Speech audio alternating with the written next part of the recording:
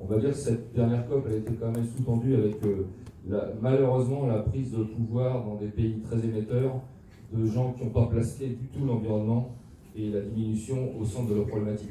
Donc c'est un peu ça qui a sous-tendu la dernière COP, si vous voulez.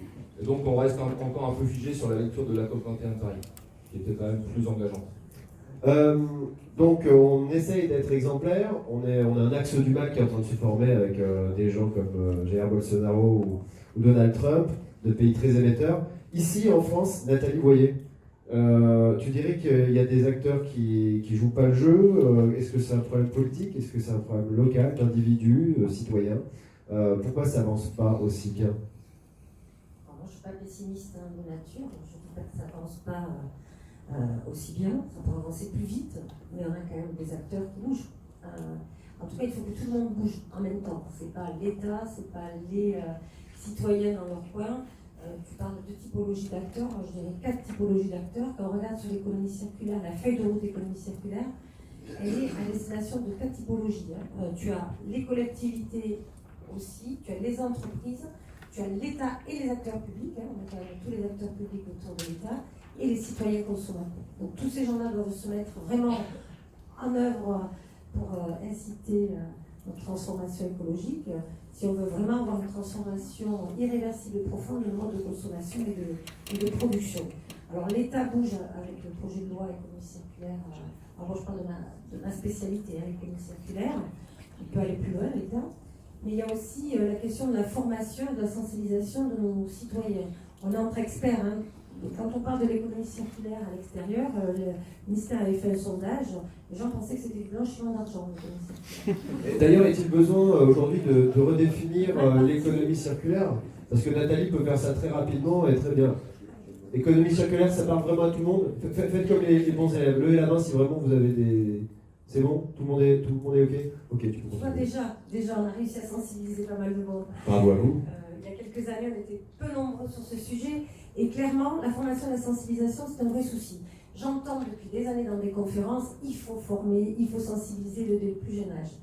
J'ai présidé le groupe de la FRED Emploi, Formation, Compétences, qui s'est transformé en Formation, Compétences. On a fait avec le MTES 7 fiches métiers et des formations idoines derrière qui pourraient permettre de mettre en œuvre ces 7 métiers emblématiques de l'économie circulaire.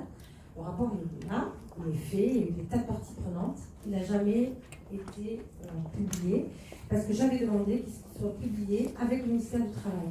Le souci qu'on a en France par rapport à la mobilisation des acteurs, c'est que le MTES, le ministère de la Transition écologique et solidaire, sa compétence, ça va s'arrêter là. Et si le ministère du Travail ne reprend pas les préconisations qu'on fait sur la formation et la sensibilisation de nos citoyens, ça ne suit pas. Idem avec l'agriculture, avec Bercy, la finance. Donc clairement, pour que ça marche, pour faire avancer, il faudrait sortir un peu des silos, mettre en place de l'interministériel pour pouvoir faire monter aussi les citoyens et les consommateurs en puissance sur ces sujets. Loïc, à l'échelle locale, est-ce que tu as relevé des obstacles au changement, à la bonne volonté? Quelles sont les barrières, quelles sont les passerelles et quelles sont les clés? Je pense qu'en fait, certains ont déjà été évoqués en réalité. C'est-à-dire qu'il n'y a pas de complot, il n'y a pas de gens qui font de l'obstruction. Nous, on ne constate pas ça. On constate qu'il y a un mélange de choses qui ont été dites, l'inertie, le temps, déjà, c'est un point très important, le temps de changer les choses. L'information, on est évoqué, c'est-à-dire la capacité à disposer d'une information qui fonctionne bien. Et puis, également, la question de la complexité, c'est-à-dire que sur beaucoup de questions, réussir à faire avancer les choses, ça amène à aborder quelque chose qui a un mauvais stress aujourd'hui, mais aujourd'hui on n'aime pas les choses complexes. On aime une question, une réponse. Le seul problème, c'est que les questions environnementales sur lesquelles on arrive à la fin passent très souvent par tout un débat de choses et par tout un tas d'interactions qui sont complexes. Je vais donner un exemple pour essayer de le concrétiser dans le domaine. Alors, je parle vraiment du domaine que je connais, qui est celui des collectivités territoriales, du territorial. Je vais prendre l'exemple du logement, de l'urbanisation. Parce que là, en fait, ça touche deux sujets très sensibles, qui sont d'une part la question du foncier, et d'autre part, la question de l'énergie. Alors, sur ce sujet-là, si vous lisez la presse récemment, vous vous apercevez que circule depuis quelques mois une campagne d'opinion très claire autour du thème suivant. on n'a jamais tant artificialisé en France que depuis qu'on prétend limiter la consommation foncière. Vous avez vu ça dans les journaux, et puis avec carte à l'appui. Nous sommes très concernés dans l'ouest de la France, puisque nous tenons le record, après que la région parisienne peut en tenir aussi également, mais le record en matière d'artificialisation de nos sols. Donc ça veut dire qu'il ne se passe rien. En fait, non, c'est pas vrai. Quand on est à l'intérieur de ces sujets, il se passe énormément de choses. Depuis 20 ans, la loi SRU, qui est la grand-mère des lois de l'urbanisme sur lesquelles on vit depuis 20 ans, a produit des effets qui sont considérables. C'est-à-dire qu'on ne construit plus du tout comme on construisait il y a même encore 5 ou 10 ans. Pour chaque acte de logement, on consomme beaucoup moins de foncier. Ça, c'est indiscutable. Donc ça, c'est une chose. Dans le même temps, on a mis en place des éléments, vous avez toutes les séries de normes, les RT qui se succèdent. Alors je sais bien qu'on définit une RT qu'on n'a pas encore mis en place, celle qui précède, mais en attendant, malgré tout, ça finit par produire des effets. Donc quand on met tout ça bout à bout, les choses bougent.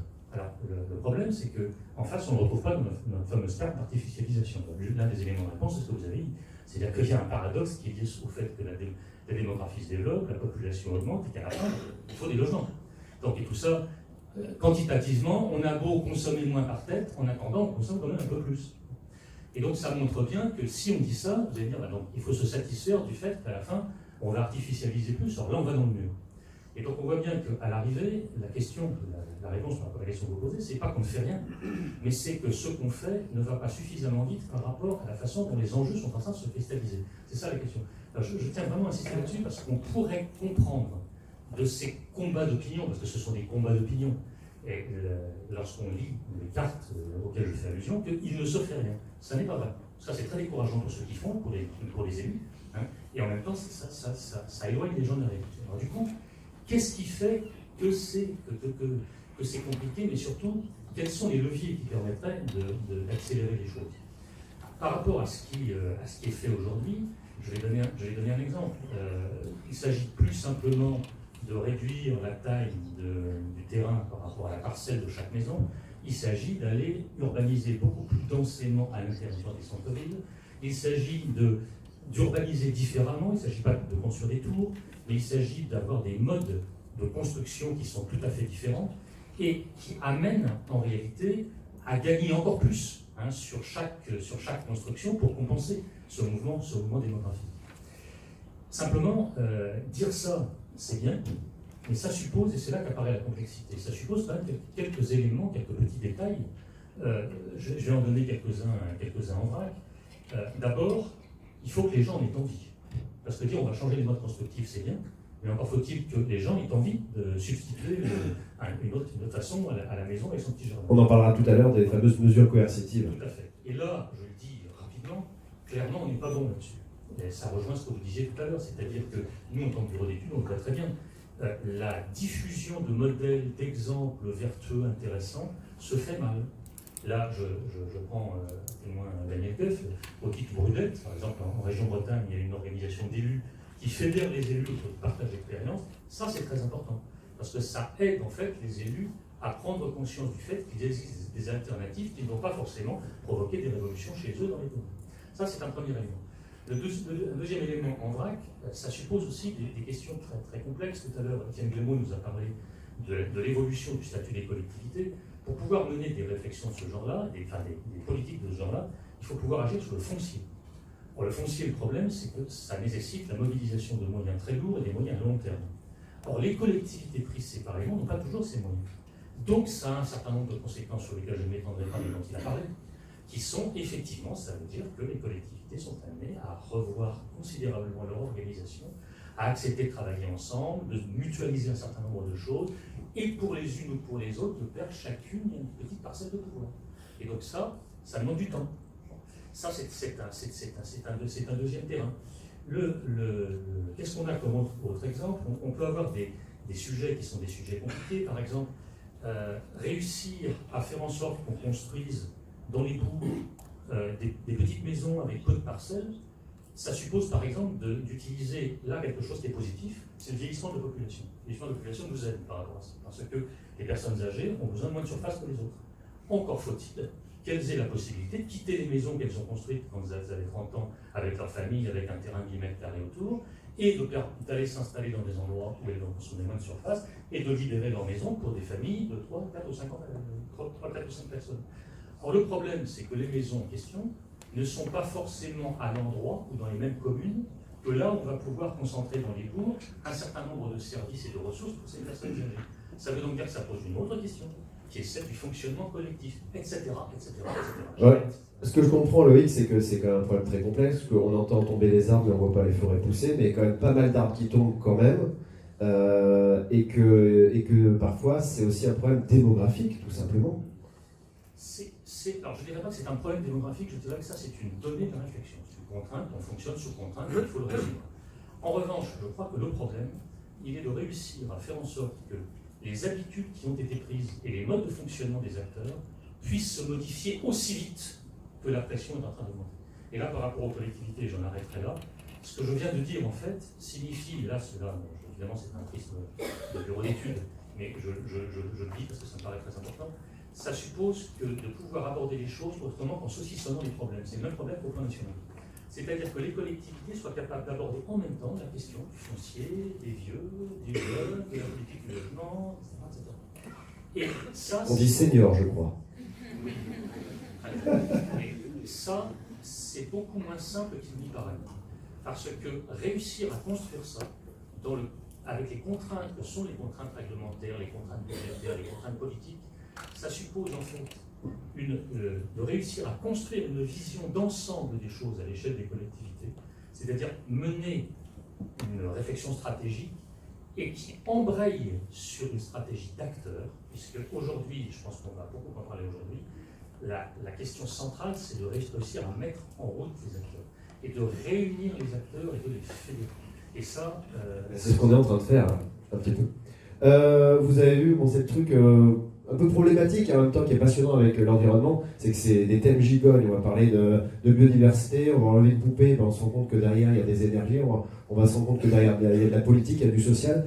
C'est pour ça que c'est très difficile d'être concis et d'être très exhaustif quand on aborde des thématiques comme aujourd'hui. Petit quiz encore pour vous, parce que là on va parler des prises de conscience et les passages à l'action. Pour ça, il faut d'abord, bien entendu, se rendre compte de la gravité des choses. Première question, combien de Français meurent chaque année victimes de la mauvaise qualité de l'air? C'est un chiffre qui a été mis à jour notamment par l'association Respire. Qui me fait une proposition? Allez-y, ouais. 48 000. Oh, il est fort, 48 000. On peut l'applaudir, c'est 48 000 exactement.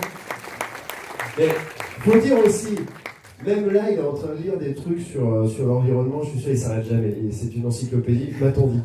Deuxième petite question. En 2019, à quel jour l'humanité s'est-elle mise à vivre à crédit sur les ressources planétaires? Le fameux jour du dépassement. À lever la main, je te donne. Qui? Je dis bien qui? Ouais. Pardon? En 2019, c'était le 29 juillet. Très bonne réponse, on l'applaudit. En 2018, c'était le 1er août et en 2017, c'était le 2 août. Donc chaque année, on s'en prend un point. Bien entendu, c'est tout à fait symbolique, mais ça permet de se rendre compte, par exemple, que le 8 janvier, un Français a déjà le bilan carbone annuel d'un Malien. Et ce chiffre, pour un Américain, c'est le 2 janvier. Donc en 2 jours, un Américain a déjà un bilan carbone équivalent à une personne vivant en Afrique de l'Ouest. Daniel QF, sans transition. Quel a été le déclic pour prendre les devants sur la norme, sur la loi? Est-ce que c'est un problème d'éthique personnelle ou est-ce que c'était voilà, est-ce qu'il y a eu un ras-le-bol? Est-ce que c'est une forme d'engagement dans la désobéissance civile? J'ai dit beaucoup de questions. Quel a été ton déclic? Le déclic, c'est une intuition en 1999, quand nous sommes élus, par hasard. Il y avait une équipe sortante qui n'était pas appréciée, on va dire. Et donc, vous savez, dans les petites communes, on se règle les uns les autres, on peut se mélanger, etc. Donc, plein de gens, dont moi, on a été élus parce qu'on n'a pas été rayés. On aurait pu présenter notre chèvre, notre chien, on aurait été élus aussi. Vous voyez, on était donc macronistes avant l'heure. Non mais c'est ça qu'on veut, bravo. sur le plan de l'intuition, c'était de se dire, d'une part, on va tout travailler sur le développement durable. Deuxième intuition, on n'aura donc pas d'adjoint ou d'adjointe au développement durable, qui était un concept à l'époque inexistant, en 1999, dans le langage politique. On a commencé à en parler aux élections de 2008 à peu près, mais pas avant. Donc, ça veut dire que c'était très intéressant, c'est-à-dire que toutes les décisions prises par le conseil municipal sont regardées, décortiquées, amendées, arbitrées en fonction de cette question du développement durable. Donc, pas question de le mettre dans une case.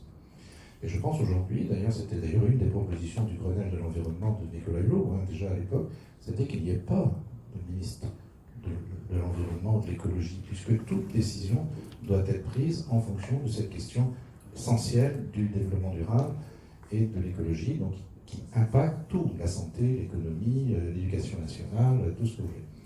Donc ça, c'est l'élément essentiel. Le deuxième élément, c'est d'interdire strictement tous les PowerPoint.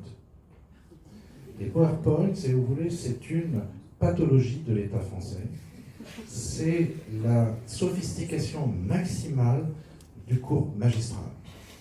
Et donc, quand vous regardez les élus aujourd'hui, les élus de France sont très alertes, au plus haut niveau comme au plus petit niveau, à faire des schémas, COP 21, trame verte et bleue, Scott, PLUI, schéma eau, air, énergie, etc. Et les gens passent un temps fou à regarder les PowerPoint, les élus, qui leur sont produits par les services et les bureaux d'études. Et ils sont là, etc. Et ils regardent toute la journée les PowerPoint à longueur de mandat. Parfois, quand même, il y a de la participation, il y a des post-it, vous voyez, c'est un peu des post-it, des gommettes. Voilà, c'est une grande invention, des gommettes. Et même parfois, tout d'un coup, surgit, parce que tout le monde est là en train de se dire quand est-ce que ça va se terminer, c'est-à-dire quand est-ce qu'on va nous dire quoi penser. Hop, tout d'un coup, il y a une phrase et il y a un vote. Comme on vient de faire, tout d'un coup, tiens, on va voter, là, alors tout le monde s'anime, on vote à la question, et on passe donc en fonction de ça à la question suivante. C'est une catastrophe. Et cette catastrophe, elle est due aussi à la façon dont l'État est extrêmement centralisé, c'est-à-dire on pense qu'à Paris, tout va se décider, on attend la parole présidentielle qui va évidemment changer toutes les choses, mais ça n'arrive pas parce qu'effectivement, il y a des tas de schémas en particulier qui sont pensés par le niveau central, qui n'ont rien à voir avec le niveau local. Donc, est-ce qu'il faut désobéir? Oui, il ne faut plus faire de PowerPoint. Je voulais que je peux vous dire que les bureaux d'études ne savent plus comment faire. Pour le coup, quand vous dites, je vous préviens, PowerPoint interdit. D'ailleurs, il n'y a rien pour brancher que ça n'aurait pas PowerPoint. Ils ne savent plus comment faire. Ils ne peuvent pas reprendre le PowerPoint d'avant en plus, c'est ça qui est moche. Donc il faut trouver d'autres formules. Et l'autre formule, c'est bien d'essayer de tenter en tout cas de faire de l'écologie très concrète, là où on se trouve, à l'échelle où on se trouve, selon le territoire dans lequel on se trouve. Et ça, c'est beaucoup plus enthousiasmant. C'est pour ça que je crains malheureusement que nous ayons plus de chances à faire évoluer les choses du côté des citoyens, du côté des actions, du côté de la désobéissance, du côté de l'action sans demander forcément la permission technocratique. Je pense qu'on peut arriver à faire ça. Et je pense aussi qu'à côté de la suppression des PowerPoint, il faut aussi supprimer cette pathologie française qui est l'acculturation. Alors voilà les technocrates qui viennent nous voir toujours. Il faut acculturer les gens. Il faut les former. Ils ne comprennent rien, on va leur expliquer. Faire la pédagogie. Il ne faut surtout pas faire de l'acculturation parce que vous mettez les gens dans une situation qui est de leur dire vous ne savez pas, nous allons vous dire comment faire. Et si dans ma cantine bio, par exemple, qui est 100% bio à Langouette depuis 15 ans, j'avais eu la maladresse de convoquer les parents en disant bah, écoutez, voilà, on va faire une cantine 100% bio, j'aurais signifié en même temps aux parents, dans le même temps aux parents, vous voyez, que qu'est-ce que vous faites en tant que parents? Oui. Et j'aurais été amené à justifier pourquoi on faisait du bio, etc. C'est-à-dire à donner les raisons d'un dominant sur un dominé, d'un élu sur les populations, pour leur dire « moi je m'occupe bien de vos enfants et vous, qu'est-ce que vous faites ?» Nous aurions généré ce qui est un des freins aujourd'hui majeurs de l'écologie en action, c'est-à-dire ce que Bourdieu aurait probablement appelé la violence symbolique, c'est-à-dire cette façon qu'on a de dire aux gens quoi faire, quoi penser et comment agir. Donc comme les gens ne veulent pas obéir à ce que vous dites, on les forme, on fait de l'acculturation. C'est terrible comme terme d'ailleurs, ce terme acculturation, mais il faut éviter ça, il faut faire. Donc quand avec notre cuisinière, on lui dit, bah, écoutez maintenant, Janine, on va passer au 100% bio. C'est très violent, elle est là depuis 20 ans, très violent. Elle est là depuis 20 ans, donc elle s'imagine, elle pense que peut-être depuis 20 ans, on est en train de lui dire qu'elle n'a pas bien fait. Donc il faut être très prudent. Donc il faut trouver le chemin qui l'amène à l'écologie et à l'amener progressivement à être la star du village et passer à la télé et tout, parce qu'elle est la première cantinière à avoir fait le 100% bio en France. Donc comment on a fait? On a pris le concret tel qu'il existe. Elle était, et surtout pas de réunion publique, elle était par exemple spécialisée dans le rôti de porc au pruneau. Bon, donc on a fait du rôti de porc bio au pruneau bio. Il n'y a pas de quoi en faire un plat. Merci Daniel. Daniel parlait d'acculturation. Benoît, est-ce qu'on peut parler aussi de subordination, pardon.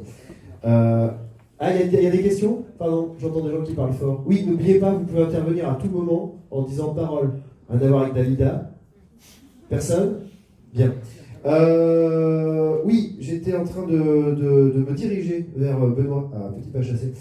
Daniel parlait d'acculturation, disait qu'effectivement, il ne faut pas qu'on nous explique quoi faire, souvent parce qu'on sait bien faire malgré notre jeune âge. Quand les institutions sont plus trop au niveau des enjeux, à la hauteur des enjeux, est-ce que tu trouves ça légitime que des étudiants, des plus jeunes, des peut-être moins sachants sur l'organigramme, prennent les devants? Et est-ce que c'est ce qui s'est passé en 2018 avec le mouvement que vous avez lancé? J'espère, enfin, en tout cas, on a essayé de faire partie d'un mouvement global écologique pour pousser la cause écologique. Comment ça s'est passé? Je pense que ça fait quelques années quand même que dans les campus, dans les écoles, ça monte un peu et que des étudiants essaient de faire changer leurs camarades en changeant un peu les habitudes de vie, en essayant d'apprendre à trier, en essayant d'enlever les gobelets en plastique dans les bars, à l'école, etc. Et à un moment, on s'est dit, il faut quand même aller plus loin. On voyait notamment toutes les entreprises qui viennent, qui payent très cher l'école pour venir faire des petites tables rondes ou des forums, et pour ensuite nous engager ou nous donner des bons salaires, et on va pouvoir continuer à détruire le monde avec eux. Donc on s'est dit, en fait, on va se réunir avec plusieurs grandes écoles, comme ça on sera plus écoutés, et puis on va leur mettre la pression, on va leur dire, ce système que vous nous vendez, on n'en veut pas. Donc c'est ce qu'on a fait en écrivant ce texte, donc il y a 1 an. Il a été beaucoup signé, ça veut dire qu'il y a beaucoup d'étudiants qui se sont retrouvés dans ce message. Et il y a eu aussi un bon relais de la presse en général, donc on a pas mal entendu parler de nous. Et du coup en fait, on s'est dit qu'il fallait qu'on continue le mouvement, qu'on continue de mettre la pression sur nos futurs employeurs, notamment. Et donc on va les voir régulièrement. Je pense que cette année, on a fait une centaine d'entretiens ou d'animations dans des entreprises, d'interventions dans les entreprises, pour leur mettre pour les faire changer en fait, pour les amener à changer. Pour leur poser des questions aussi simplement, parce que comme on dit, on n'est pas les sachants, même si en fait quand on discute avec des PDG de grands groupes, on se rend compte qu'en fait on a mieux compris le problème du climat qu'eux, et qu'on le connaît beaucoup mieux. Je confirme. On leur pose aussi beaucoup de questions qui les dérangent en fait. On a un peu, c'est vrai qu'on n'est pas là pour donner des leçons parce qu'on n'a qu'une vingtaine d'années et que comparé à eux qui sont dans leur grand groupe depuis 30 ans, on n'a pas la légitimité de le faire, mais on a un peu l'innocence de la jeunesse et de dire, et puis on s'appuie un peu sur les faits scientifiques en disant mais quand on regarde ça quand même, vous n'êtes pas à la hauteur, on a un peu des chiffres. Ouais. Tu dirais qu'il y a une fracture, une crise générationnelle sur les questions environnementales. Je ne veux pas faire de lieu commun, dire les jeunes sont rebelles et ils veulent changer le monde et les vieux sont un peu plus ancrés dans des réalités un peu plus terre à terre. Mais toi, dans le combat que tu as mené ces derniers mois, tu as quand même constaté que les jeunes sont un peu plus conscients. Je pense que oui, il y a quand même une conscience écologique chez les jeunes qui se répand très vite, je pense plus vite que dans les autres générations. Et on est aussi moins enfermé dans nos habitudes et dans les contraintes de la vie quotidienne. Pour le moment, on est en train d'étudier, donc en fait, on a peut-être plus de temps pour regarder le problème et voir ce qui ne va pas. Et on n'a pas non plus toutes les contraintes extérieures. On ne doit pas On n'est pas obligé de faire 2% de croissance chaque année. Et donc, on peut refuser ça plus facilement que les gens qui sont dans une entreprise. Et on peut dire que ce monde que nous vendent nos parents, on n'en veut pas. Voilà, c'est dit, c'est clair. Oui, on peut applaudir. En même temps, c'est eux qui vont le morfler tout longtemps si on fait rien. Bah ouais, il n'y aura pas de retraite. Tu sais que tu n'auras pas de retraite? Moi non plus. Question? Attends, j'arrive avec le micro. Parole, il est un peu mou du jour. Oui. Parole. Voilà, merci. Bonjour à toutes et à tous. Moi, je suis sortie d'une grande école il y a 5 ans à peu près, et je suis assez fascinée de voir comment les choses ont pris de l'ampleur, parce que quand je suis sortie, moi, c'était pas du... Enfin, on en parlait très peu, ou alors on était à la naissance de structures comme Excense, Ticket for Change, qui maintenant sont assez connues chez les jeunes. Donc déjà, je trouve ça top. Par contre, ma question derrière, c'est, et ça rejoint un peu l'éducation, la sensibilisation, etc. Je pense que d'avoir étudié dans des sphères comme ça, où voilà, on a la chance de pouvoir avoir accès à tous ces savoirs, je pense qu'on est vachement plus en phase avec ce qui se passe. Par contre, ma question, c'est comment on fait pour amener les jeunes, et de façon générale tous les gens qui n'ont pas accès à tout ça, qui ne font pas ces grandes écoles, qui ne font pas ces études, pour s'engager aussi dans cette voie. Voilà, je me pose une vraie question, est-ce que sur les 30 000, c'est uniquement des gens qui ont un master 2 voilà. Est-ce que tu as une réponse par rapport à ça? C'est vrai que nous, je pense que c'est que des écoles supérieures, et c'est beaucoup dans les grandes écoles. Enfin, nous, on est des étudiants de grandes écoles, donc c'est surtout autour de nous qu'on a mobilisé, et après, ça s'est répandu un peu ailleurs. En fait, il faut que déjà chacun à son échelle change les gens qui y a autour de nous. Donc nous, c'est ce qu'on essaye de faire. On commence déjà par l'enseignement supérieur et les grandes écoles. Après, non, c'est vrai que c'est sûr qu'il faut que tout le monde le prenne. Et on essaye de faire pression quand même. On essaye, à différentes échelles, on a parlé par exemple avec le gouvernement pour leur dire... nous, on va voir nos présidents d'université ou nos directeurs d'école, on va leur demander de changer. Et vous essayez de faire ça dans l'éducation nationale. Après, on n'a pas beaucoup de leviers, sinon on essaie de transmettre nos messages comme on peut. Donnez l'exemple. C'est ce que je disais tout à l'heure. Hein. Nous, on a fait le groupe de travail, c'est resté bloqué au MTES pour l'instant. Donc, ni le ministère du Travail, ni le ministère de l'Éducation ont repris ces sujets. On prend que ça soit mis dans l'enseignement initial, dans l'enseignement continu aussi, dans des formations professionnelles. On a besoin d'informer sur nos sujets. Dès le plus jeune âge, mais aussi tout au long de la vie, et pas que les bacs plus 5 ou 7 qui sont quand même assez open mind généralement. Voilà, donc encore une fois, il faut que d'autres ministères se saisissent des sujets et qu'on sorte de l'environnement qui est le seul qui peut porter cette bonne parole. Moi j'y crois beaucoup à ce que de l'interministériel, qu'on fasse sauter les silos, enfin. Laurent Rosé, ah pardon. Laurent, ça ne te dérange pas? Je vous apporte un micro. Oh, qu'est-ce que j'aurais de marché aujourd'hui, moi? Alors, je vous écoute. Bonjour, moi je voulais juste rebondir là-dessus. Je pense que ce que vous avez fait il y a 1 an, il a eu de l'écho dans les lycées. Moi, mon fils est au lycée. Et l'année dernière, ils se sont énormément mobilisés. Et aujourd'hui, il y a des éco-délégués dans son lycée. Et je pense que c'est aussi ça. Ça a mis votre mouvement à vous, des grandes écoles. Peut-être effectivement des gens qui ont des bacs plus 3, bacs plus 5, ils ont quand même fait bouger plus bas, en dessous. Et je pense qu'on peut encore descendre au collège, faire ce genre d'action. Voilà. Merci. Oui, c'est vrai, la capillarité. Déjà, si on arrive à agir sur 10 personnes autour de nous, si tout le monde fait ça, ça fait qu'à la fin, on est tous ensemble. Parole. Désolé Laurent, je continue mon petit marathon. On vous écoute.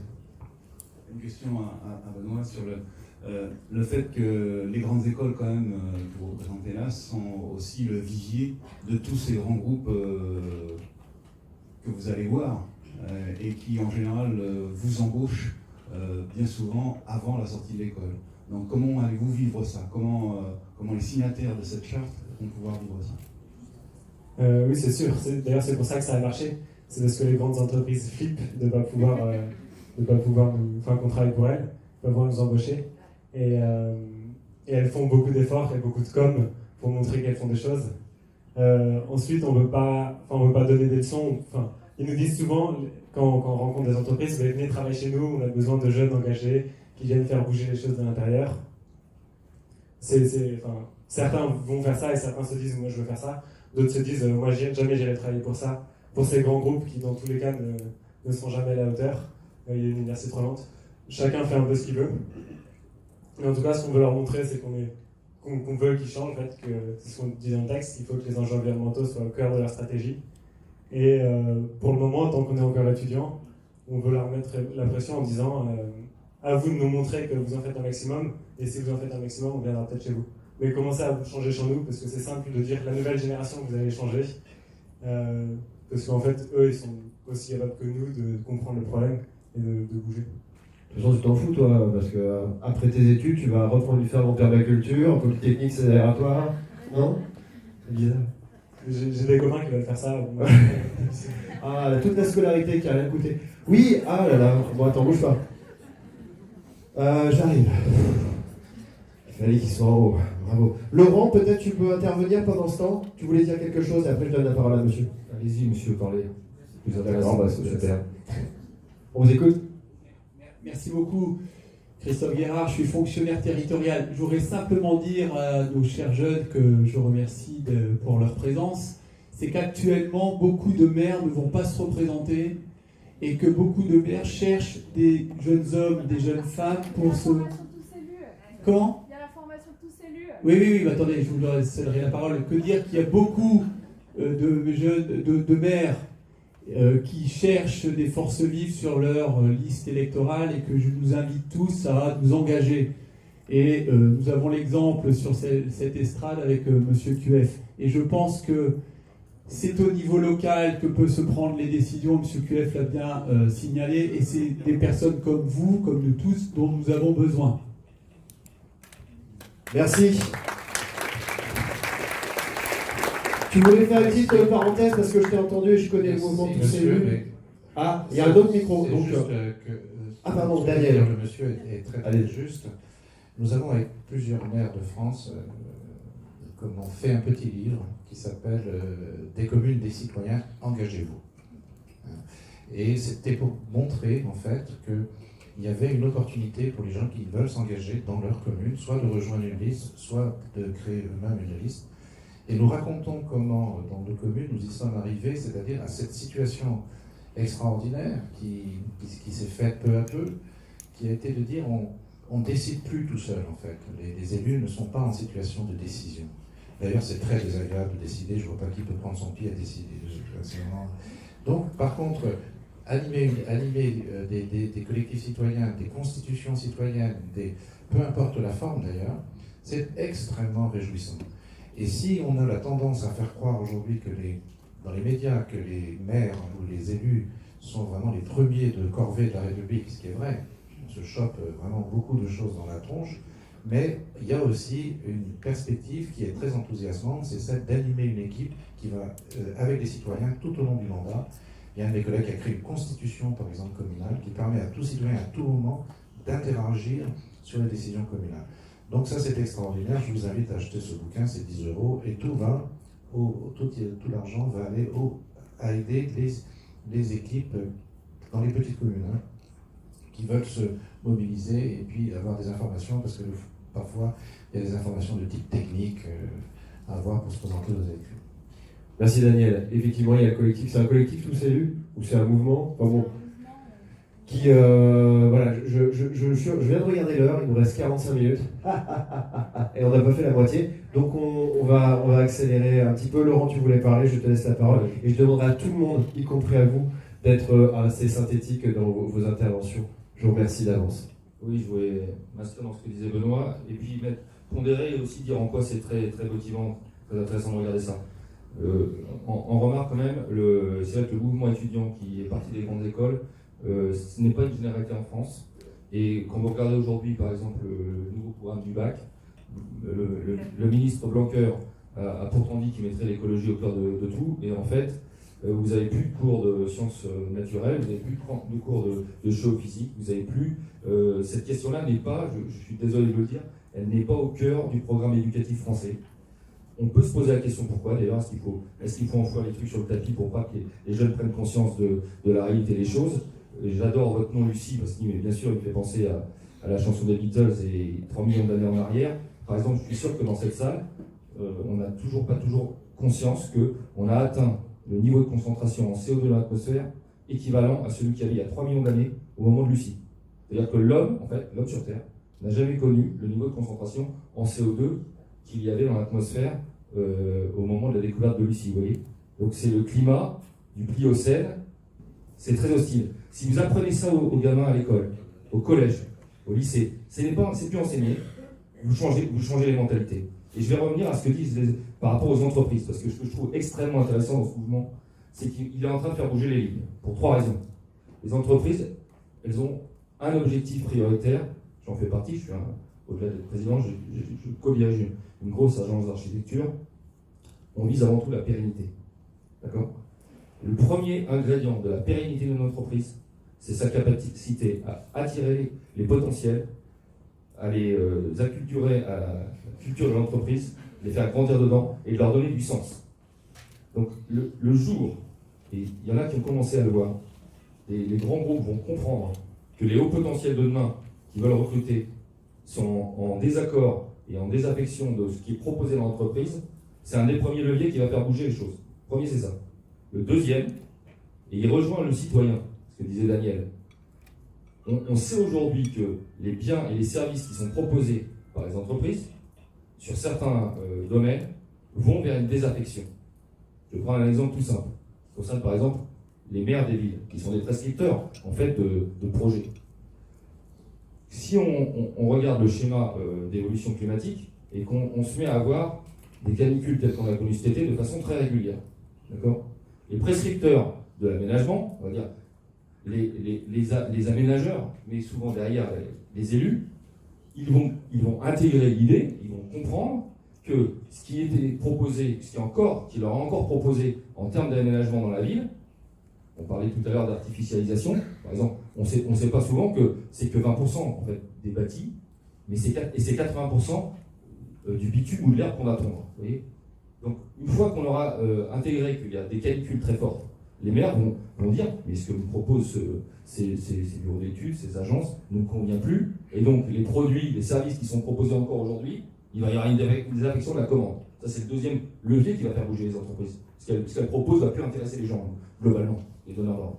Le troisième, c'est que si vous intégrez dans les business des entreprises aujourd'hui, en fait, le risque climatique, avec les pénuries qu'on connaît derrière, en fait, vous voyez qu'il y a des business models qui aujourd'hui ne sont pas pérennes dans le temps à plus de 5 ans. Et aujourd'hui, ce qui est incroyable, c'est qu'on regarde encore en fait, le résultat d'une entreprise, son compte d'exploitation, à l'année. On dit, est-ce que cette année qui vient de s'écouler, tu as eu plus de produits que de charges ? Ah oui, donc tu as gagné de l'argent, bonne note. Et donc tout le monde est content, l'entreprise a encore une certaine valeur. Quand les actionnaires des entreprises vont comprendre qu'en fait, cette façon de regarder les entreprises est caduque, parce qu'en fait, ils sont assis sur un système qui utilise des matières premières dont on sait qu'il y a une carence totale à plus de 5 ans, et que les financiers, bien sûr, eux, l'ont déjà compris. Hein. Pour info, par exemple, le G20 a mis Michael Bloomberg, c'est l'ancien maire de New York, c'est quand même pas un tocard, le mec. Il a été missionné, ce qu'ils appellent la TCFD, Task Force on Climate Disclosure.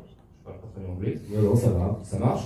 Donc c'est une partie du G20, 30 experts, Bloomberg à la tête, qui a dit, vous regardez toutes les entreprises cotées en bourse, vérifiez qu'elles sont bien transparentes sur l'analyse de leur bilan avec intégration du risque climatique. Vous voyez ? Donc ça bouge au niveau G20, ça va redescendre dans toute l'économie. Si vous prenez ces 3 paramètres, les jeunes, ça les fait plus kiffer d'aller dans ces entreprises-là, mais zéro.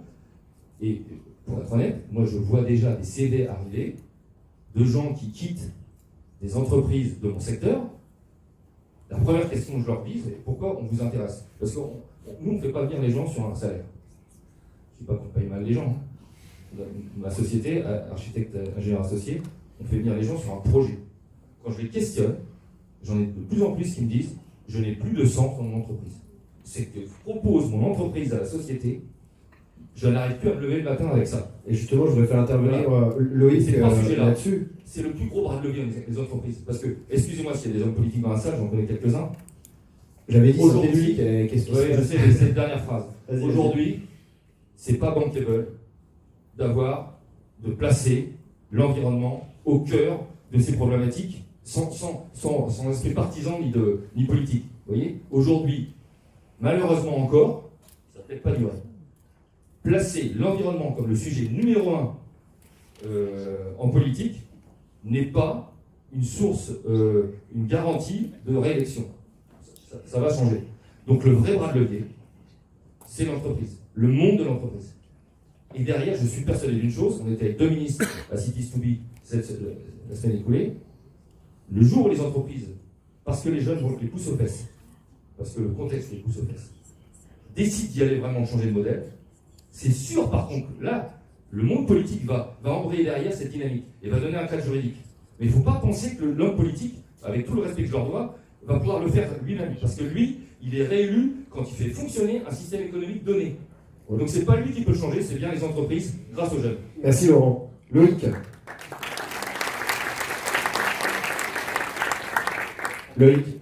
Loïc. Bonjour. Ah, tout le monde veut parler. Ben oui, c'est le problème, c'est passionnant, mais on n'aura jamais le temps. On a vu que, Laurent a commencé à nous expliquer qu'est-ce qu'il y a, Nathalie? J'ai dit Loïc depuis tout à l'heure. Je dis Loïc, je veux qu'il parle. Je veux que Loïc parle. C'est moi qui décide, c'est moi le maître. Oui, on a vu que le développement de l'environnement, de la pensée environnementale, pouvait être bonne pour le business aussi. Quand on avait préparé cette table ronde, je vais sauter un petit peu dans le plan. Tu nous avais dit une phrase qui m'a marqué, je voudrais que tu développes. Tu avais dit que c'est l'État qui finance la désobéissance civile.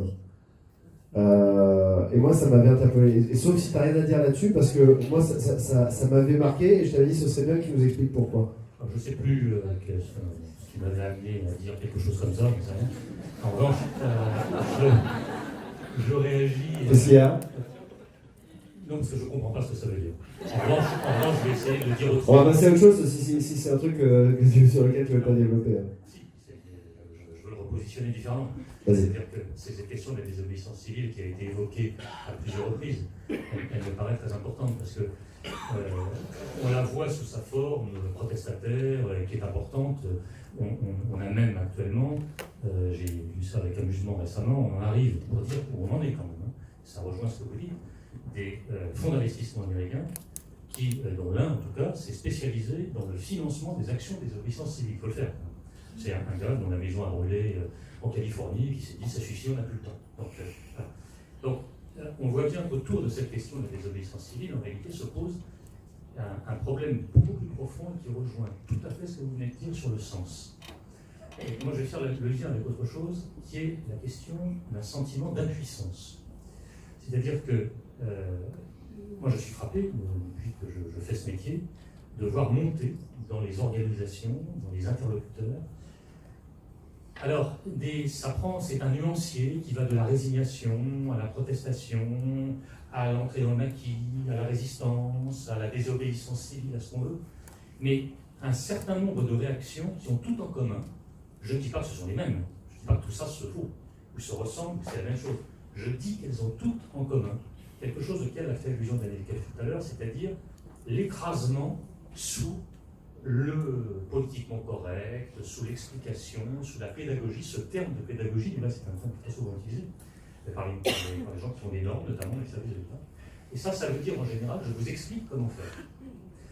Et ça, c'est quelque chose qui, dans notre société, à tous les niveaux, est en train de devenir insupportable. Et c'est en train de créer tout un tas de phénomènes, mais dont le caractère très difficile et délicat, c'est que si là on est à l'aise pour parler dans cette salle, et encore je ne suis pas sûr, avec certains des interlocuteurs de cette salle, si je me trouvais dans un autre environnement, qui serait par exemple en collectivité, voilà, je ne suis pas sûr qu'on pourrait tenir le même propos que ce que je vais dire là.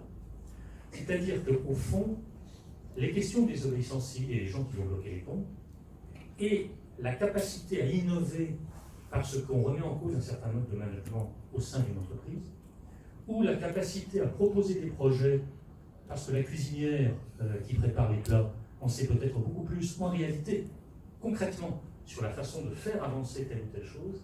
Ça, en réalité, dans un amphi comme ceci, c'est facile à dire. Dans la réalité des organisations, des regards sur les opinions publiques, ça va plus loin. Moi, je vais appeler un chat un chat. Ce que je suis en train de dire, je suis en train de faire l'éloge de la ZAD. Wow. Intellectuellement, c'est ce que je suis en train de faire. C'est-à-dire, je suis en train de dire, il y a des ressources qui sont des ressources positives de capacité à créer qu'il faut aller chercher, y compris en prenant le risque de déranger un certain mode de fonctionnement, de déranger un certain ordre. Mais comment pourrait-il en être autrement? Parce que je vais en terminer là. On est bien en train de parler de transition. Par définition, une transition, c'est une perte d'équilibre. On ne peut pas être en transition et en équilibre.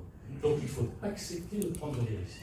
Or, maintenant que je m'arrête là, quand je vais reprendre une costume, on va se heurter, on va retomber sur la réalité. Et là, les réalités, elles sont très difficiles à faire bouger.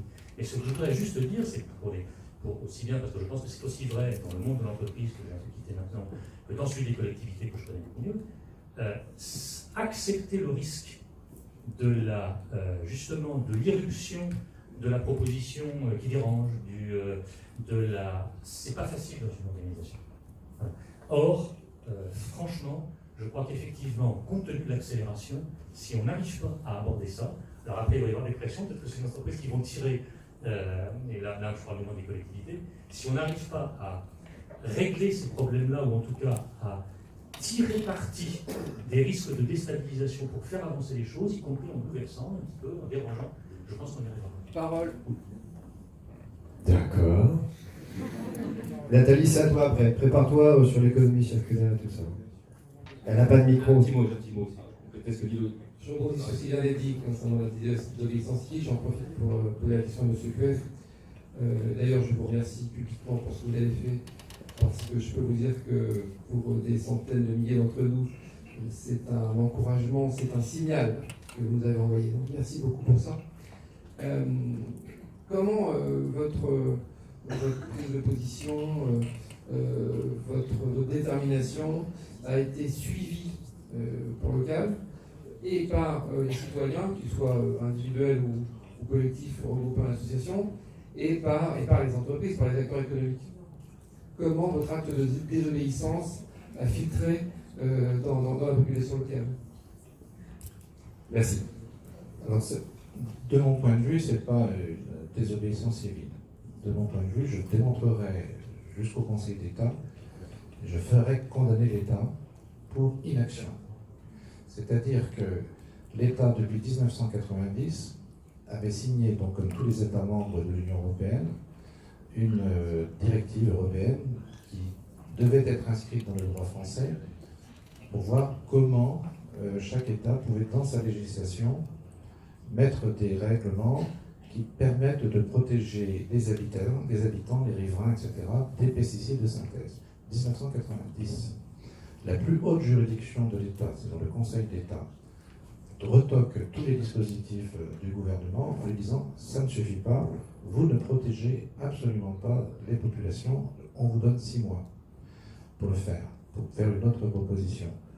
Donc on se retrouve, si vous voulez, devant une situation républicaine où, face à la carence de l'État, avérée, que je démontrerai avec mes avocats auprès du tribunal, je fais valoir le principe de subsidiarité en prenant en lieu et place de l'État, sur le territoire qui me concerne, un arrêté de distance d'éloignement des pesticides de 150 mètres. Et je fais appel aussi à la Constitution française en disant, en tant que maire, je suis contraint, je me sens contraint d'obéir à la Constitution française. Pour moi, c'est tant de breton, c'est bon. Et à la Constitution française de dire, j'applique, moi, le principe de précaution. Et je ne veux pas qu'un jour, un citoyen, légitimement, me dise, mais qu'avez-vous fait, monsieur le maire? Vous êtes en situation de non-assistance à personne en danger. Donc je prends un arrêté qui est un arrêté autoritaire. Je fais le shérif là. voyez, je dis, bon, il y a des gens qui se plaignent, il faut éloigner les pesticides. 150 mètres, d'après certaines ONG, c'est bon. Bon, à mon avis, il faudrait tout supprimer. Mais bon, je fais ce que je peux. Et pour les agriculteurs, c'est pas mal non plus, parce que 150 mètres, c'est quand même pas mal. Et contrairement à ce que dit la FNSE, on n'empêche pas l'agriculture. On empêche les pesticides, c'est pas pareil. Donc on pouvait avoir le temps d'inventer avec eux l'espace, si vous voulez, de culture, etc. Voilà.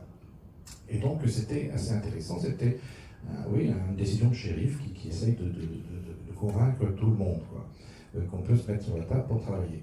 Sauf que Madame la préfète de la République, elle n'entend pas de cette oreille. Elle dit pop, pop, pop, pop, c'est quand même pas un petit maire là dans un coin qui va prendre le tête. Et elle me traîne au tribunal administratif. Bon. Et non seulement elle me traîne au tribunal administratif, mais elle envoie un communiqué de presse. Le lendemain, c'était toute la France qui débarquait à l'Anguette, des millions de mails, de tout ça. Monsieur le maire, tenez bon, tenez bon, tenez bon, tenez bon, tenez bon.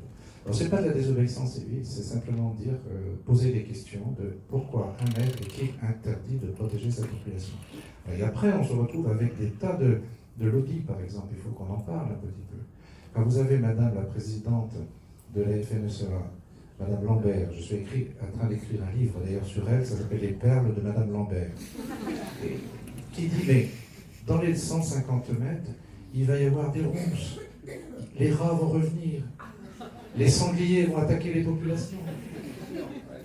Quand Madame la ministre de la Santé dit la peste va revenir, l'arrêté du maire de Languette, 602 habitants, 700 villages. Donc c'est quelque chose d'incroyable, cette peur de l'État qui réagit bêtement et qui ne se pose pas la question de justement cette opportunité qu'il aurait de décider. Et quand Nicolas Hulot m'appelle en disant il faut tenir bon, j'ai pas pu le faire, c'est vraiment très important, etc. L'État a la possibilité.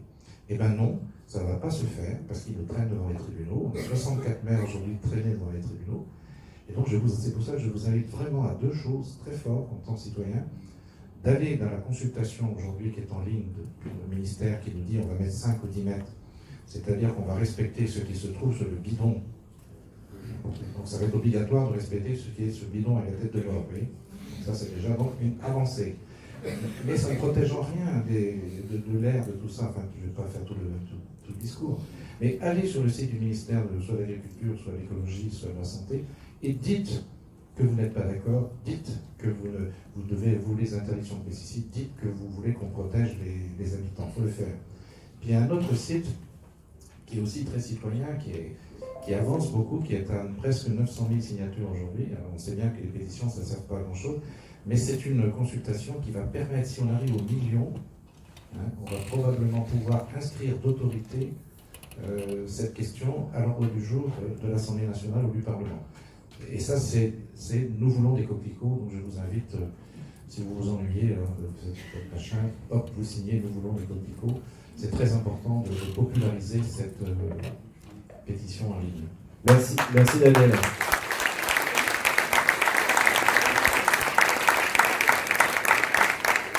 Le temps m'oblige à faire passer du coq à l'âne, comme on dit.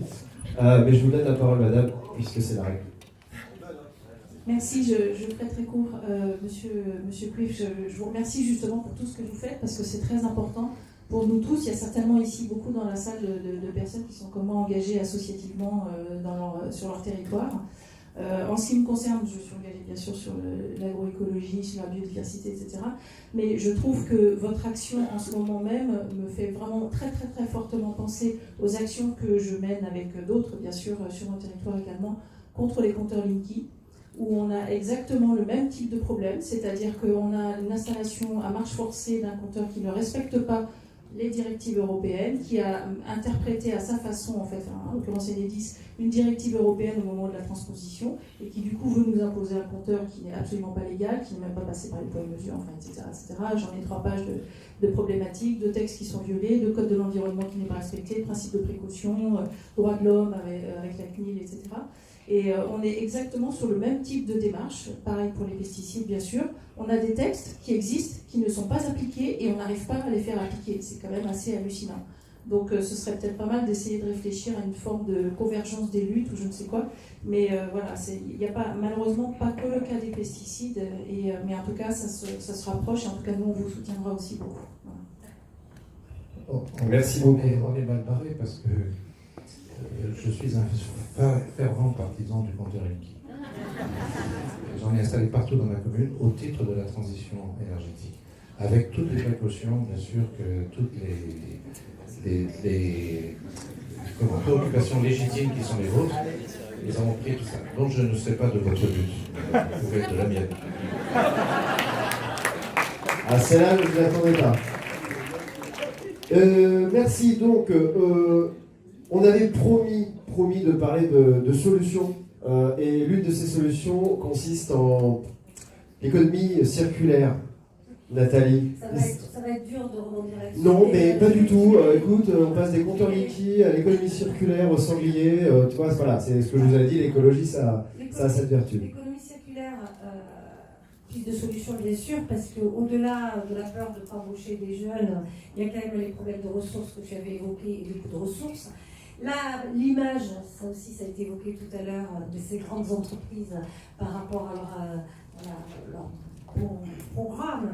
Mais au-delà de ça, il y a des hommes et des femmes inspirants et inspirés dans ces structures. Et il n'y a pas que les jeunes, je suis désolée, qui, dans les grands groupes, portent des sujets et les amènent. Donc, je vais vous en donner un exemple. Ça s'appelle la FIVEP, l'exemple. J'ai 200 membres chez Auré. Mon vice-président est responsable économie circulaire à SNCF, hein, il n'est pas le grand patron. Hein. Et avec plusieurs autres de mes membres, la mairie de Paris, la Poste, ils se sont rendus compte qu'il y avait un secteur textile qui n'était pas du tout couvert. Ça s'appelle le vêtement professionnel. Mesdames et messieurs, vos vêtements professionnels dans vos entreprises sont brûlés ou incinérés. Quand on sait qu'une tonne de déchets domestiques triés, recyclés, crée 10 fois plus d'emplois qu'une tonne qui est incinérée, 30 fois plus d'emplois qu'une tonne qui en décharge, on a envie de faire bouger les lignes. Deuxièmement, vos vêtements professionnels au niveau sécurité, c'est pas top. On a mis avec dans ce projet le ministère des Armées, le ministère de l'Intérieur, et avoir des gens en ce moment au niveau sécurité territoire avec des uniformes de l'armée, de la police ou des uniformes de la SNCF, les contrôleurs, c'est pas top non plus. Donc c'est ces quelques industriels portés par Auré qui tout simplement se sont mis autour de la table et ont dit comment on fait. Mais comment on fait? On a récupéré des échantillonnages, on a récupéré 20 tonnes. Chacun a donné un petit peu, hein, c'est pas une chose énorme. On a testé ces matériaux, on a mis autour de la table les ministères de l'Environnement aussi et le ministère des Finances, et voilà, on y va, on prend des effilocheurs, des uns qui vont upcycler derrière, on teste et on essaie de revaloriser aussi une filière textile en France. Donc il n'y a pas besoin de grande révolution obligatoirement, il y a besoin de 10 personnes motivées, inspirantes qui vont. Voilà ce que ça peut être l'économie circulaire. Ce que j'aime dans l'économie circulaire aussi, c'est que ce n'est pas simplement une mesure on regarde ses impacts intra, d'accord? On n'est pas juste entre soi, regardez, moi j'ai des impacts sur l'eau, etc. On regarde aussi ce qu'on peut faire avec les autres. On est dans la synergie, on est dans la mutualisation, on est dans la coopération. Et ça change les mentalités. Et c'est ça qui permet aussi d'avancer d'un step dans l'environnement.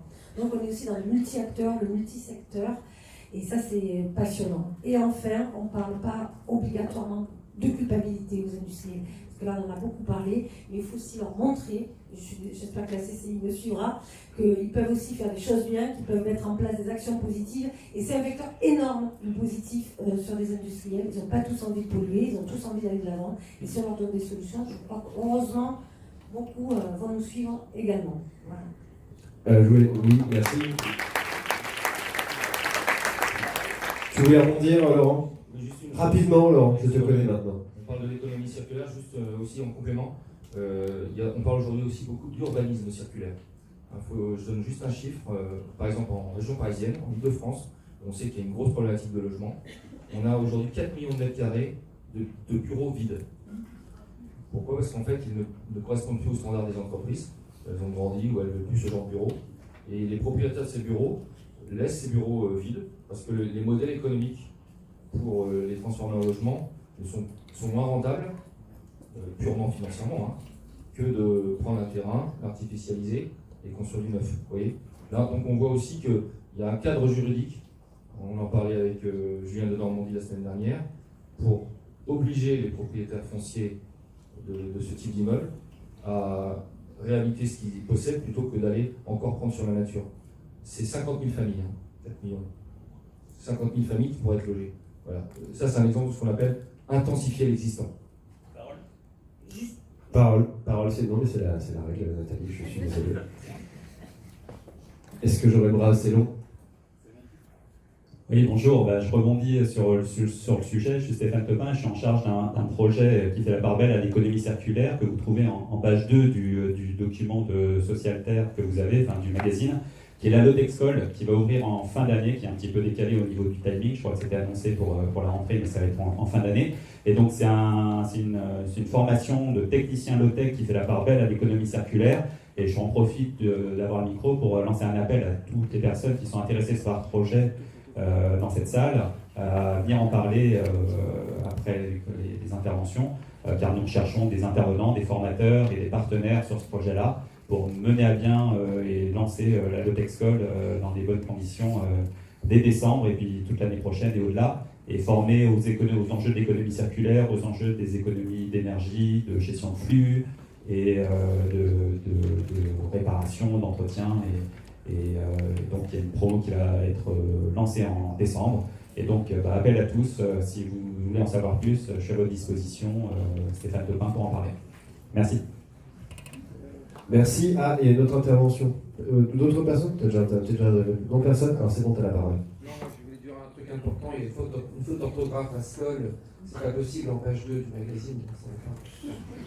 Il y a 2 L, je crois.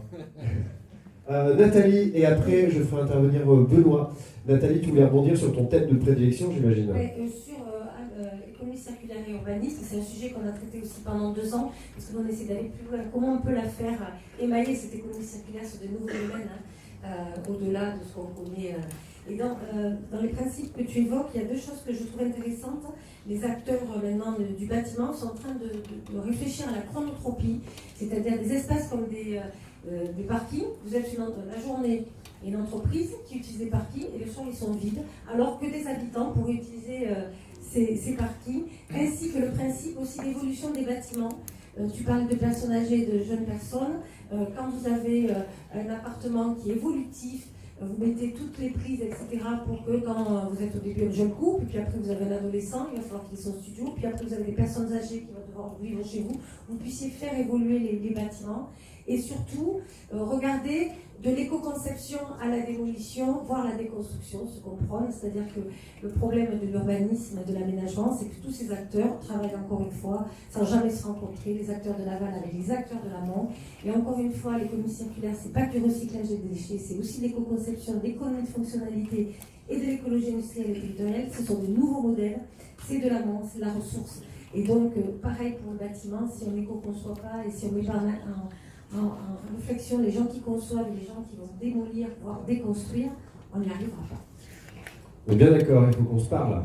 Benoît, moi je suis déjà un vieux con de bientôt 38 ans. Je peux pas mettre dans la tête d'un jeune homme comme toi qui vient juste de passer 20 ans. On apprend souvent aux jeunes, aux étudiants, à être des adultes dans le monde dans lequel ils sont jeunes. Rarement, on leur apprend à être adultes dans le monde à venir. Et là, il va y avoir un monde à venir qui va être assez différent de celui que nous, on a connu. Est-ce que tu constates dans la sphère des plus jeunes, des étudiants, même si tu es quand même dans un cadre un peu spécifique, grande école et tout ça, tu ne fréquentes pas que des gens de grandes écoles, est-ce que tu constates une prise de conscience? Est-ce que tu constates qu'il y a quand même un renoncement à venir? En gros, est-ce qu'ils pigent que ça ne va pas être open bar comme nous on l'a pu le vivre? Ouais, je pense clairement qu'on est de plus en plus de jeunes à savoir qu'on va vivre des gros bouleversements et que la société actuelle, elle ne pourra plus durer et qu'on va vivre une vie pleine de bouleversements, qu'on ne sait pas trop comment ça va être quand on aura l'âge moyen des personnes qui sont à l'âge de ça. Vous les vieux on prend conscience doucement, c'est pas le cas de tout le monde. Nous, on essaye ceux qui ont pris conscience essayent de plus en plus de faire prendre conscience aux autres par différentes actions, en écrivant des articles, en faisant des conférences, ce qui marche pas mal, en essayant d'aller voir aussi, en essayant de mettre des cours obligatoires aussi, pour qu'on puisse comprendre le problème, parce qu'en fait, c'est seulement en comprenant le problème qu'on peut ensuite agir contre. Et on remarque aussi qu'il y a beaucoup de jeunes qui ne savent pas qu'il va y avoir des bouleversements. Et en mettant, en fait, pour le moment, donc je suis toujours à la séance enseignement supérieur parce que c'est ce sur quoi on travaille le plus. Il y a une étude du Shift Project, elle dit qu'il n'y avait que 11% des écoles qui mettaient des cours sur l'énergie et le climat obligatoires. Donc nous, on a rassemblé des étudiants de plein d'écoles, on a fait un peu appel à volontaires. Et donc là, on est une centaine dans plein d'écoles différentes ou universités à se dire, en gros, on a mis un kit à disposition de chaque étudiant pour aller voir leur direction et leur dire il faut qu'on change des cours, il faut qu'on ait au moins un cours pour que tout le monde soit formé, parce que des formations spécialisées, elles existent, mais des formations pour tous, avec un minimum de connaissances, elles n'existent pas. Et on ne devrait pas sortir d'école sans avoir entendu un minimum de choses sur le climat, pour savoir dans quel monde on va vivre. Comme un brevet de secourisme, c'est ça. Stage obligatoire dans des pays qui souffrent déjà plus fort du réchauffement climatique. Vous voyez, il y a des propositions comme ça dans certaines écoles. Je pense qu'il faut amplifier. Hein, on connaissait tous le stage ouvrier, donc on demande à son réseau de trouver un stage chez le collègue du père ou équivalent.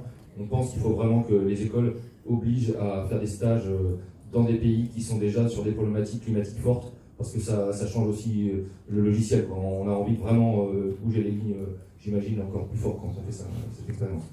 Garde le micro et encore une fois sur synthétique. Oui, bonjour. Bonjour, Charlotte Ouillac, je travaille sur la collaboration asso-entreprise. Là, je voudrais intervenir sur autre chose, c'est sur la communication qui est souvent décriée, marketing, greenwashing. Et je trouve que la façon de communiquer sur l'écologie de manière accessible, pour ne pas dire pédagogique, mais accessible et désirable du travail que peut faire un professeur Feuillage ou Et tout le monde s'en fout, Brut, plein d'autres choses comme ça, c'est vraiment hyper clé aussi pour faire comprendre et rendre accessible à ceux qui ne sont pas ici, qui ne sont pas dans notre entourage premier. Et je trouve que ouais, c'est un levier aussi à prendre en compte. Alors, merci beaucoup pour cette réflexion qui fait un pont direct à une question dont je vais laisser qui veut parler se saisir. Mesures coercitives, ou alors on rend ça sexy. Comment sur le territoire on rend ça sexy, l'engagement Benoît parlait de convaincre par l'exemple, déjà montrer qu'on est bien heureux en étant éco-responsable. Mais à l'échelle des territoires, à l'échelle des communes, à l'échelle régalienne, tout ça, est-ce qu'il y a des clés et comment on rentre dans le cerveau des gens en leur disant c'est mieux? Deux éléments de réponse éventuellement là-dessus. Parce qu'il y a un acteur dont on n'a pas parlé encore ce matin, on a parlé, c'est essentiel, l'engagement citoyen, hein, quel que soit son âge, l'engagement politique et l'engagement des entreprises. Et pour te répondre, il y a un acteur dont on ne parle pas bien encore, ce matin, c'est le financeur. On est encore dans une société capitaliste, hein, donc bien sûr, il faut. Donc c'est ça c'est quand même le nerf de la guerre. Dans une idée d'un capitalisme durable, il y a des éléments assez intéressants qui sont en train de faire bouger les lignes aussi.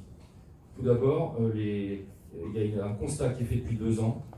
Les obligations et les actions monde sur les entreprises ISR, donc qui sont vraiment socialement et sociétalement responsables, en fait surperforment. Pas beaucoup, il y a 2% par rapport au monde traditionnel. Et ça, je peux vous dire que les financiers, on dit souvent la finance n'a pas de cœur, ça, ils l'ont très bien vu. Je mets quand même en parallèle une absurdité qui devrait, on parlait de l'effet clé, qui devrait encore tous nous faire bondir notre chaise. Dans le monde aujourd'hui, on a encore un soutien aux énergies fossiles de 650 milliards de dollars. 650 par an. Et on a calculé, les assureurs, c'est pas loin des financeurs, ont calculé que les effets des énergies fossiles sur la nature, la santé et donc l'économie mondiale, c'est 3500 milliards. Donc c'est un truc de dingue. On finance pour 650 quelque chose qui coûte à la société derrière 3500. Vous voyez ? Donc je mets les deux notions en parallèle. Une partie de la finance a commencé à comprendre qu'il y a des finances toxiques et qu'il faut en sortir. Ils ne sont pas encore assez nombreux à notre avis. Et donc dans les grandes écoles, il faut aussi avoir ce discours-là, parce qu'ils recrutent, malheureusement, ils forment des super ingénieurs, et c'est les financeurs qui les recrutent. Vous voyez ? On forme des gens à la science, puis c'était la finance qui les recrutait. Donc il faut leur dire. Et aussi le citoyen, aujourd'hui, il manque 20 milliards par an en France, hein, pour rester dans la trajectoire COP21. 20 milliards par an. C'est la moitié du budget de la défense, pour situer. Figurez-vous que depuis le début de l'année, les concitoyens que nous sommes ont placé, sans regarder, absolument pas regarder le cocktail financier dans lequel ils plaçaient leurs économies, 20 milliards sur des supports assurance vie, sans aucune prescription à leur banquier. Vous voyez ? Donc si vous mettez ces trois éléments-là, hein, une finance folle, une finance qui a compris, et des citoyens qui doivent se questionner sur où est-ce qu'est leur argent dans leur banque. Moi j'ai été voir mon banquier, c'est la Société Générale, classique. Je leur dis si vous ne changez pas, moi je change. Le crédit col qui est bien. Je leur ai dit ça dans les yeux. 1 euro placé sur un fonds toxique, 1 euro, vous voyez, c'est comme 1 km en bagnole, c'est un peu bien. Donc si vous calculez, si vous avez 10 euros d'économie, vous voyez, ben, c'est 10 fois 200 grammes, c'est 2 kilos. Mais si vous avez plus, ben, ça va vite. Donc vous savez que c'est 20 milliards. Si c'est 20 milliards, vous voyez, fois 200 grammes, ça fait beaucoup de CO2. Ça c'est le premier élément, je dirais. T'es pas synthétique, Laurent, tu sais. De finance. Merci Laurent. Donc la finance positive, c'est un premier levier. Est-ce qu'il y a un autre levier pour rendre ça sexy à l'échelle territoriale, l'environnement ? Daniel ? Oui, il faut absolument d'urgence rompre avec la forme scolaire dont j'ai parlé tout à l'heure, c'est-à-dire le PowerPoint. Il faut rompre d'urgence avec la démocratie participative. La démocratie participative, c'est vraiment un truc très conservateur. Très conservateur. C'est-à-dire que quand vous réunissez des gens pour leur demander qu'est-ce que vous comptez faire sur cette situation.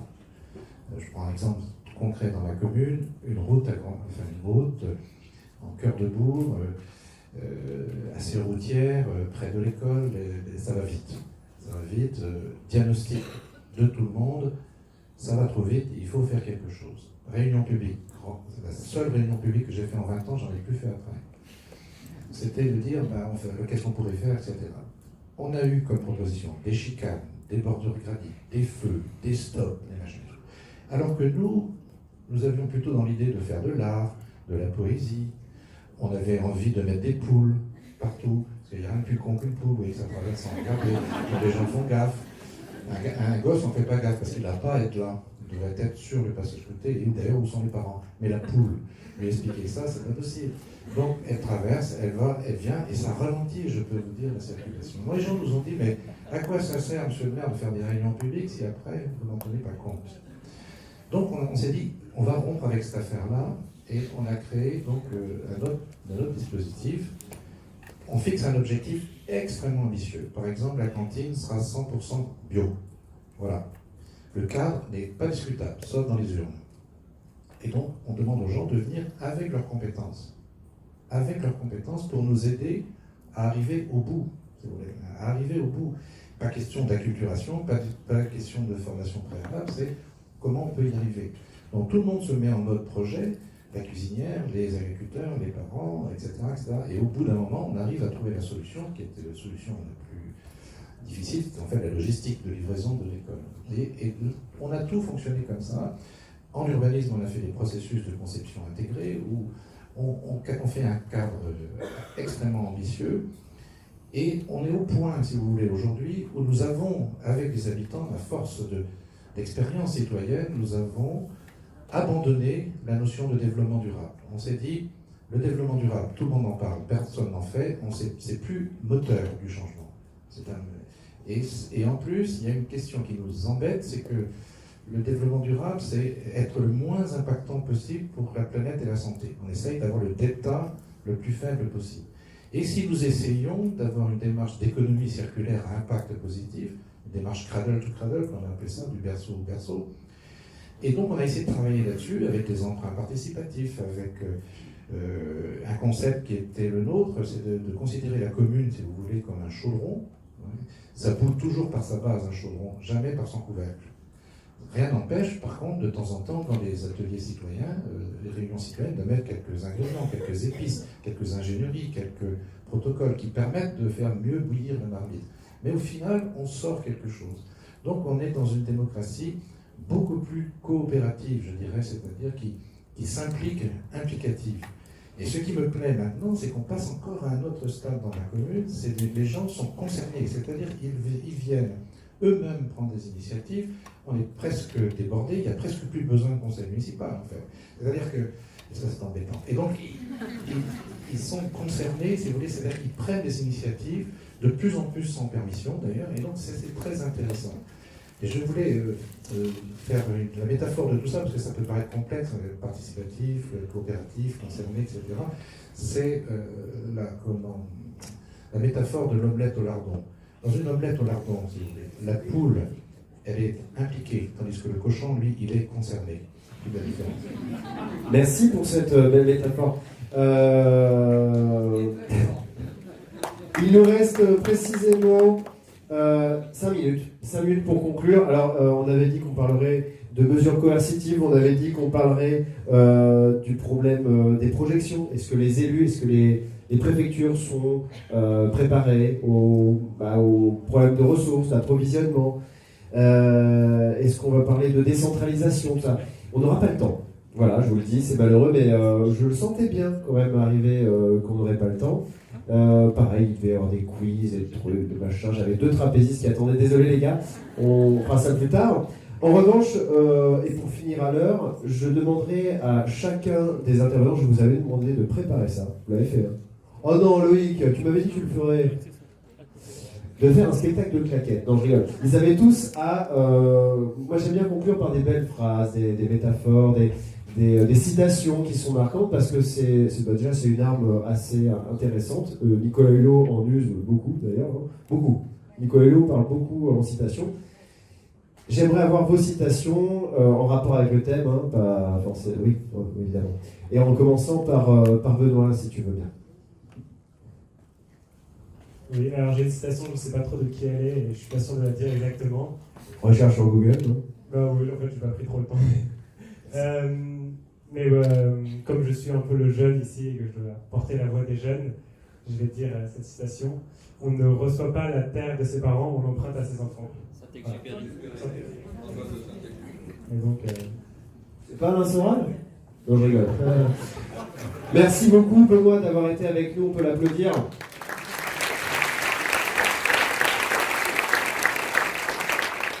Daniel. Donc c'est une phrase de Jacques Ellul, un des théoriciens de l'écologie, on va dire. C'est la politique, c'est d'avoir le choix entre plusieurs solutions, mais encore faut-il que ces solutions existent vraiment. Et donc c'est tout l'enjeu, c'est-à-dire c'est bien le projet politique qui décide, et on cherche les solutions pour résoudre ce problème politique, et non pas l'inverse, ce n'est pas la technologie qui crée le projet politique. Donc c'est toute la différence. Merci Daniel, on peut l'applaudir, et merci pour ton combat qui nous touche beaucoup tous ici. Nathalie. Alors, c'est pas un auteur connu, donc c'est mes mantras. Je pense que c'est réunis que nous parviendrons à transformer nos modes de faire pour que le monde reste viable, alors les jeunes, les vieux, les entreprises, les collectivités, et que vraiment un souhait que nous continuions tous ensemble à porter nos sujets environnementaux, parce que l'espoir est un risque à prendre. Ça c'est beau aussi. Merci Nathalie d'avoir été avec nous. Donc, Laurent, je ne savais pas qu'il fallait préparer une phrase. Ah, c'est vrai, c'est vrai. C'est pas grave, je vais en faire une. Il va nous lire l'intégrale des Roux Macquart. C'est pas un auteur. Hein, vas-y. Donc, je dirais que c'est pas l'innovation technologique qui va nous sauver, mais plutôt l'innovation sociale, librement consentie et heureuse. Magnifique. Merci Laurent aussi d'avoir été avec nous, d'avoir fait ton expertise. Loïc. Je n'ai rien préparé du tout, Oh, Loïc. mais je vais quand même dire simplement l'écho à quelque chose qui me paraît très présent aujourd'hui, c'est tout simplement small is beautiful. J'ai l'impression quand même que c'est en regardant ses pieds qu'on a des chances de faire avancer les choses. Merci. Voilà, bah écoutez, parfait. On a quelques petites phrases, on en dit beaucoup. Merci à tous d'avoir été aussi nombreux. Ça fait plaisir. Je ne sais pas ce qui est prévu après, on ne m'a pas prévenu. Billy, il y a un apéro, il y a un truc, on boit des coups? Après. D'accord, après. Je redonne le micro à l'équipe de Lucie. Merci d'avoir été là et très bon appétit.